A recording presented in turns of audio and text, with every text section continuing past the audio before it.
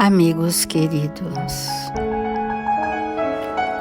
às primeiras horas da manhã desse dia, em seu nome, Senhor, nos reunimos em torno do seu Evangelho para buscarmos a luz da verdade, para nutrir os nossos espíritos da lei do amor que vivifica o nosso ser.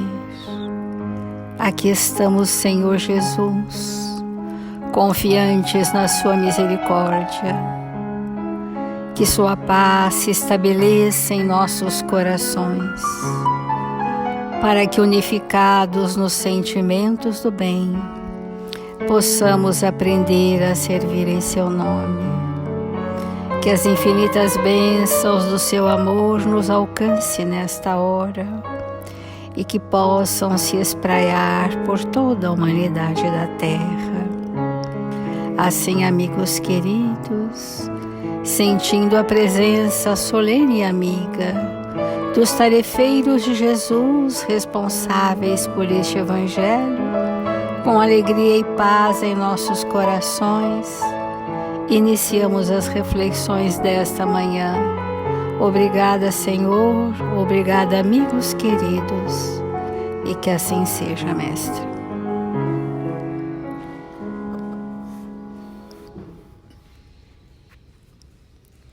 Do Evangelho segundo o Espiritismo, a lei de amor.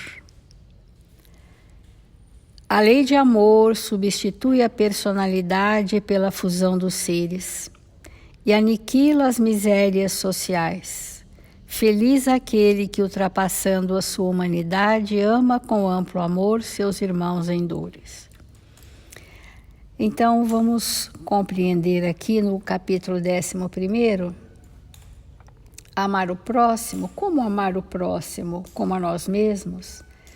Senão, retirando de nós os traços doentes da nossa personalidade.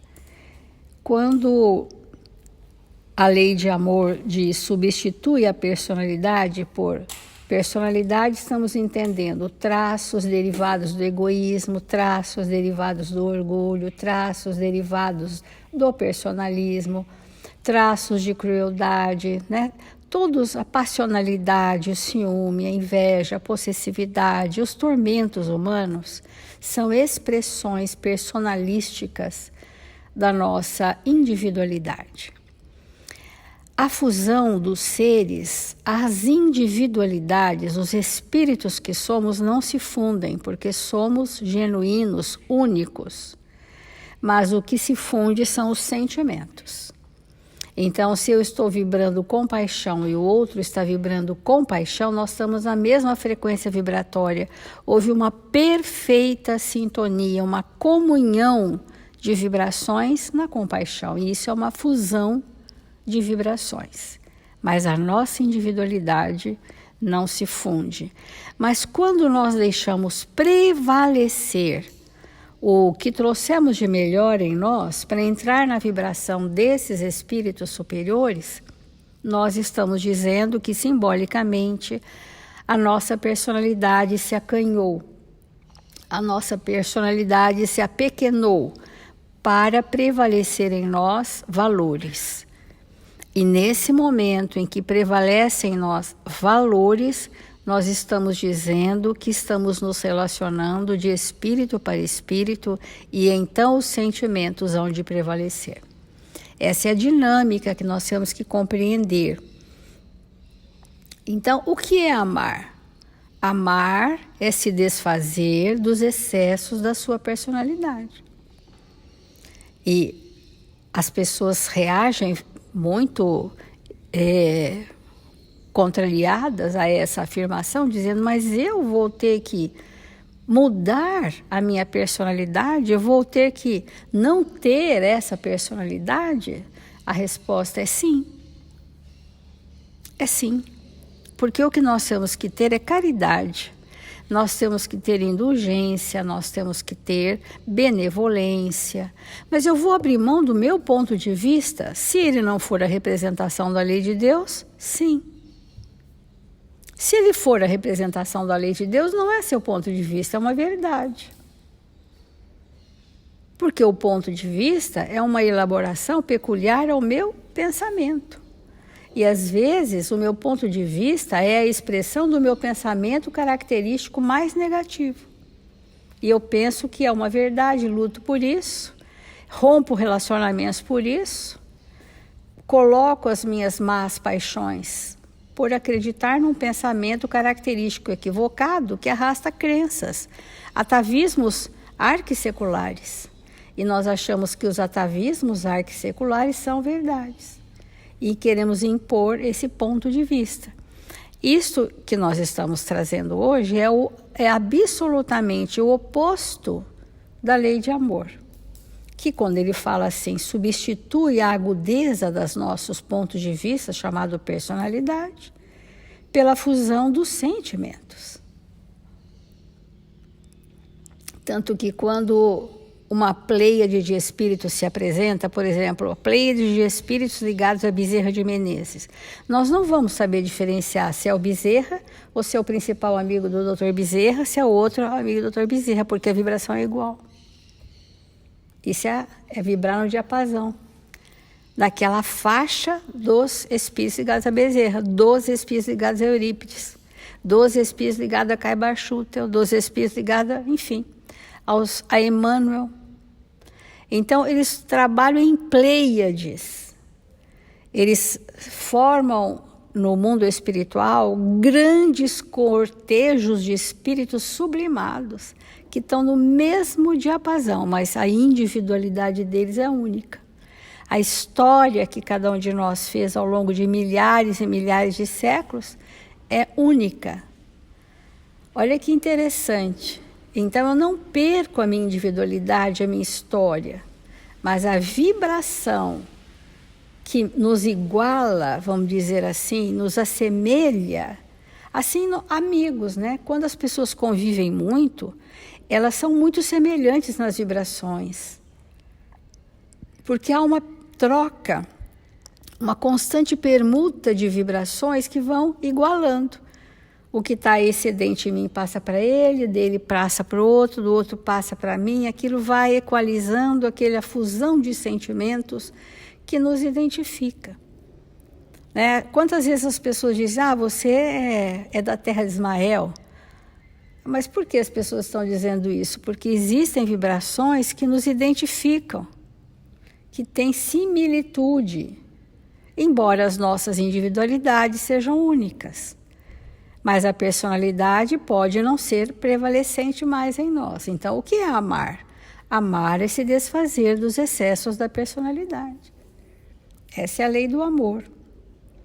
Então, quando Jesus pronunciou esta palavra divina, amor, fez estremecer os povos, e os mártires, ébrios de esperança, desceram ao círculo.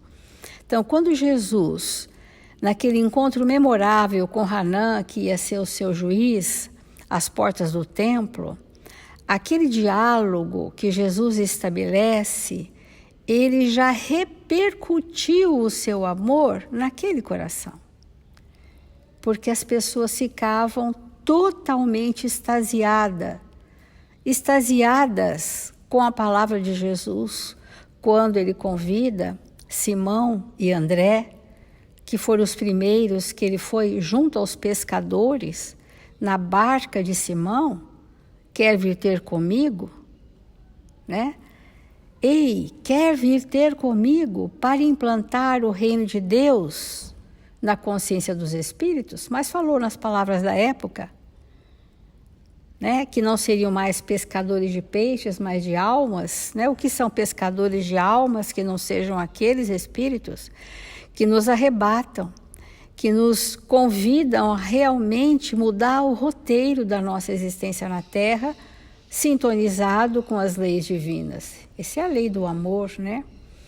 Então, como nós temos dito, o amar o próximo como a si mesmo já datava de uma antiguidade antes de Jesus, porque Jesus enviou sempre, em todas as épocas da humanidade, antes da sua vinda, os seus prepostos, aqueles espíritos que vieram desbravar caminhos, implantar o monoteísmo, o Deus único. Jesus teve esses prepostos no Extremo Oriente, no Oriente Médio, no Ocidente, no Império Romano, que naquele momento dominava toda a parte da Palestina. Esses espíritos já vinham sinalizar isso. Os próprios apóstolos de Jesus nada mais eram do que os profetas reencarnados, que também vieram algumas centenas de anos antes de Jesus anunciar a vinda do Messias. Então, o amor já era uma sensibilização de muitos espíritos que faziam em nome de Jesus. Mas o que foi de mais revolucionário foi quando Jesus disse: amai os vossos inimigos. Isso fez tremer os mártires, estremecer os povos e alargar um caminho de esperanças de que aquele sofrimento que chamava escravização de consciências, que no domínio do poder dos homens naquela época, aquele tipo de dor onde as pessoas eram aniquiladas a serem servis, mas que não importava o que pensavam, o que sentiam, nem quantos filhos tinham, era uma desconsideração pelo ser humano. O que importava era o quanto podiam servir, né? Que é o utilitarismo das pessoas. Nesse momento em que Jesus diz para esses que sofriam a subjugação: ame o seu algoz e serás bem-aventurados. Não é simples, né? Jesus dizer: porque quando eu amo aquele que me agride, que me humilha, quando eu amo perdoando, porque são várias as formas de expressão do amor. Eu posso amar perdoando, amar servindo. Quanto mais bate a minha face, mais eu dou outra face, que é o servir. Eu posso amar sendo indulgente, eu posso amar renunciando. E esses estágios de amor é que vão formar ao longo dos milênios uma experiência da lei de Deus para todos nós, né? Então, a primeira palavra do alfabeto divino é o amor, ou seja, é a lei.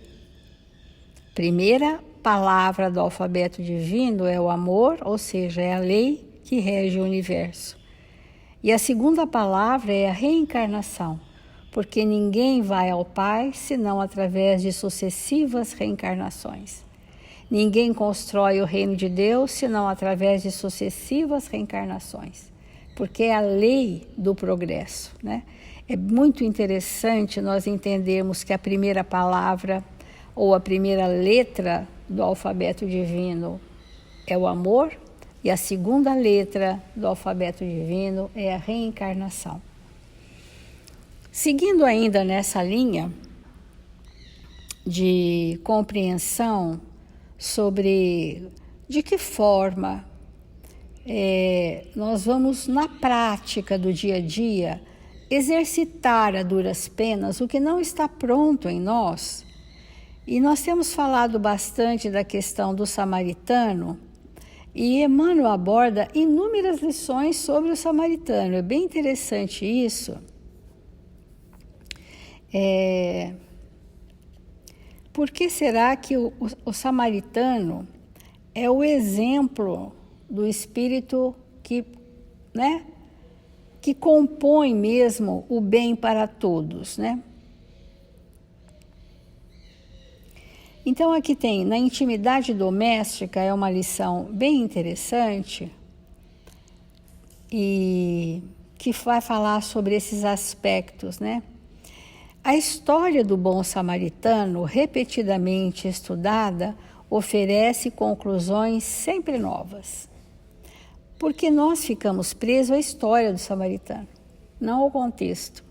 A história, olha, ele foi lá, tinha um homem semi-morto, caído, ele levou num albergue, ele cuidou das feridas, não perguntou quem era e foi.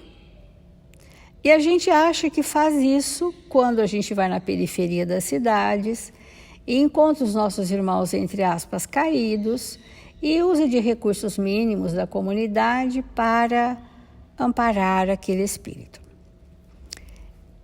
Mas ali pode não ter havido sentimento, vocês concordam? Pode ter tido um providenciamento. Hoje eu posso ver um caído na sarjeta e chamar o quê? Uma ambulância.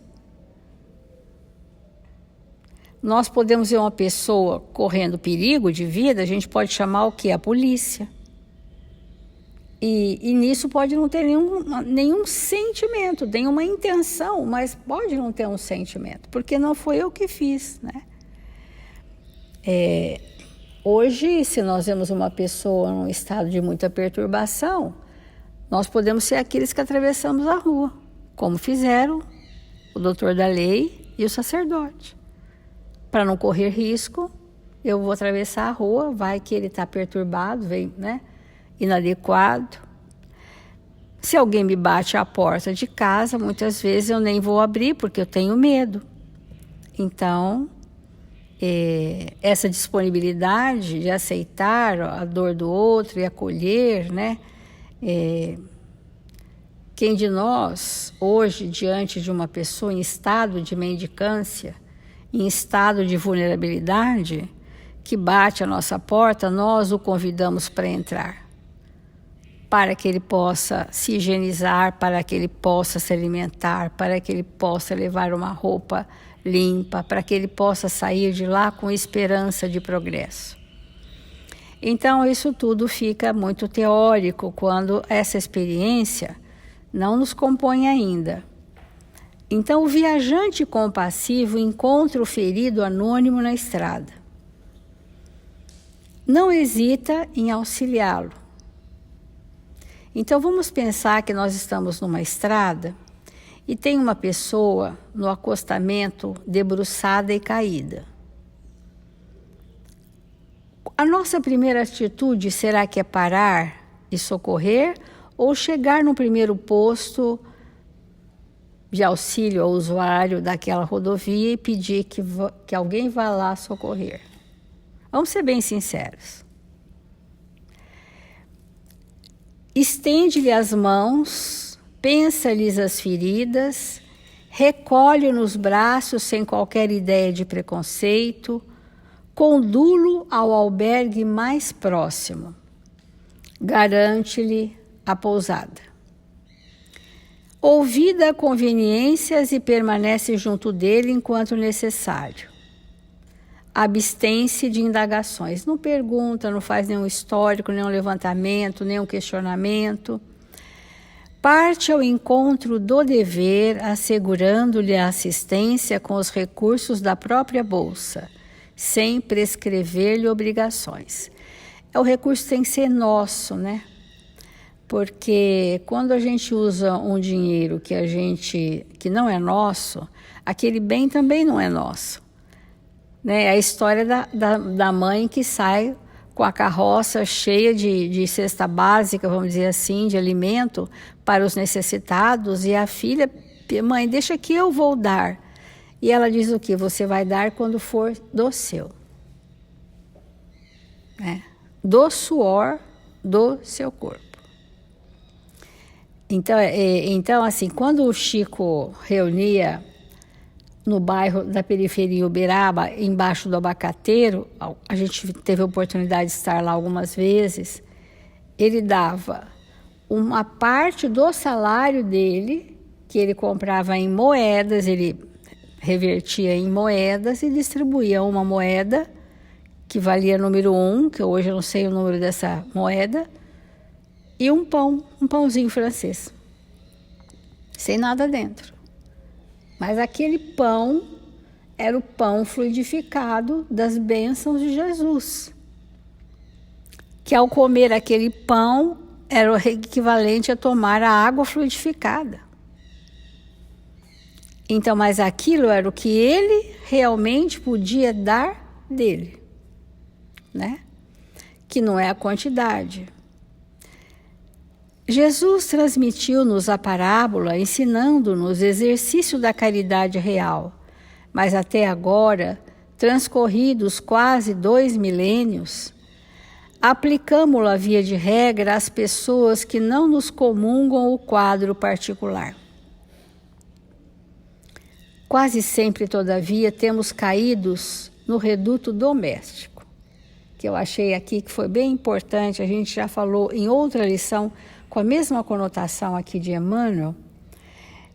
Nós temos em casa espíritos caídos, mas que não estão caídos aos olhos da sociedade, mas estão caídos perante a lei, que são portadores de vícios, de agressividade, de traços doentes da personalidade, que trazem tormentos, que trazem imaturidades das mais variadas formas de maturidade. Nós temos. Então, quase sempre temos os caídos do reduto doméstico. Não descem de Jerusalém para Jericó, mas tombam da fé para a desilusão. É outra queda.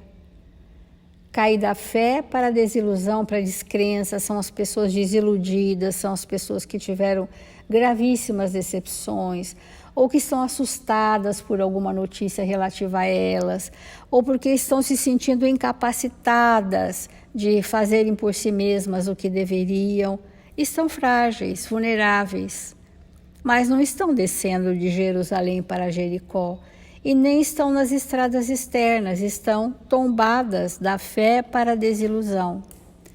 Estão tombadas da alegria para a dor, espoliados nas melhores esperanças em rudes experiências. Vamos entender isso em relação a nós, né? Quando às vezes uma pessoa em casa adoece emocionalmente, nós queremos com voz de comando fazer com que ela se erga. Já repararam isso? Nós queremos dar voz de comando para que ela reaja, para que ela levante, para que ela largue aquilo. Não, não precisa fazer isso, você pode fazer aquilo. E nós damos voz de comando, e um comando que a mais das vezes sai vazio de vibrações. É uma voz de comando para que eu não tenha trabalho contigo. Reaja para que eu não tenha que me desdobrar em sentimentos por ti. Especialmente os mais idosos, né, que começamos a entrar na intolerância para com os rituais que eles estabelecem, para com as limitações que eles apresentam, e voz de comando, como quem diz: eu não aceito que você está frágil, reaja para que eu não tenha trabalho contigo. Então, quantas vezes surpreendemos as vítimas da obsessão e do erro, da tristeza e da provação dentro de casa? A obsessão é um capítulo à parte na questão da lei do amor, né? Que nós estamos falando do amar os inimigos, e o capítulo mais para frente falaremos um pouco mais sobre isto. Mas os obsessores, quem são? Aqueles que foram nossos amigos, que privaram da nossa companhia, da nossa intimidade. São espíritos para os quais fizemos grande mal, e hoje, pela lei de ação e reação, voltam como instrumentos da justiça divina para acordar a minha consciência e agir de forma reparadora. É para isso que existe a obsessão, ela tem finalidade útil, né? Para eu fazer uma reparação, um ajuste com a lei naquela minha vulnerabilidade. Então, a família precisa estar sob a tutela de Jesus. A prece precisa ser um hábito entre todos. O evangelho no lar ser uma condução, né? Um roteiro para as nossas reflexões nos nossos relacionamentos, para podermos colocar o evangelho de Jesus como um paradigma. Esse aqui é o paradigma do Cristo. Então, nós vamos tratar o nosso relacionamento ou as dificuldades em nosso lar à luz do paradigma do Cristo. Porque nós estamos falando dos novos samaritanos, que estamos sendo convidados a virmos a ser.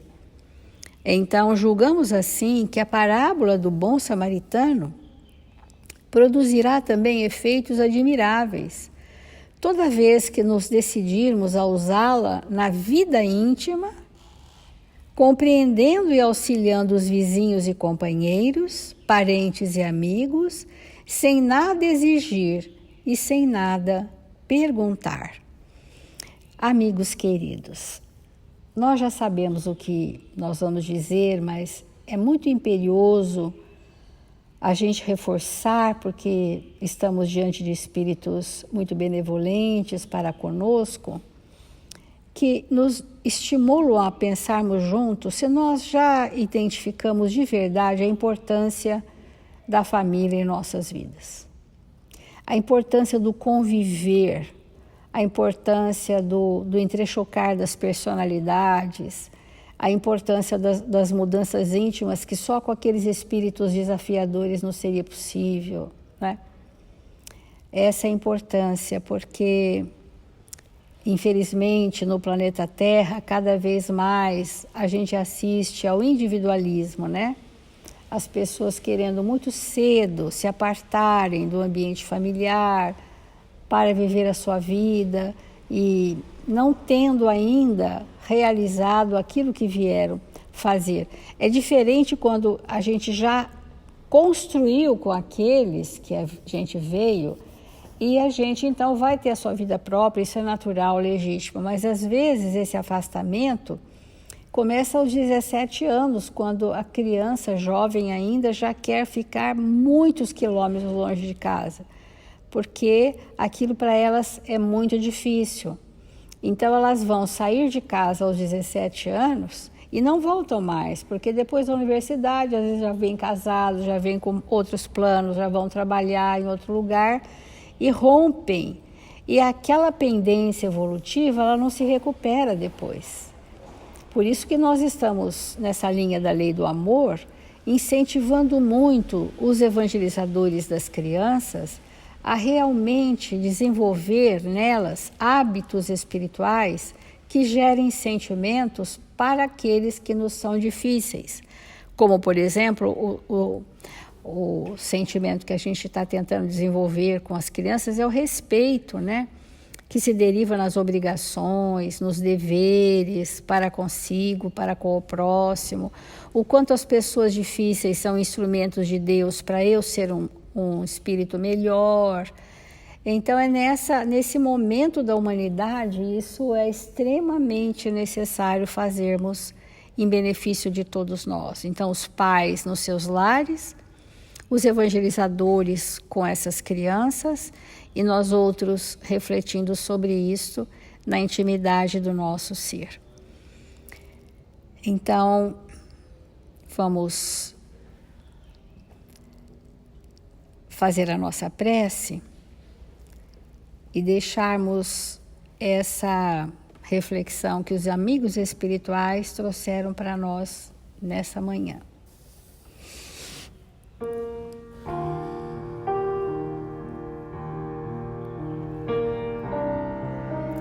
Jesus, amigo,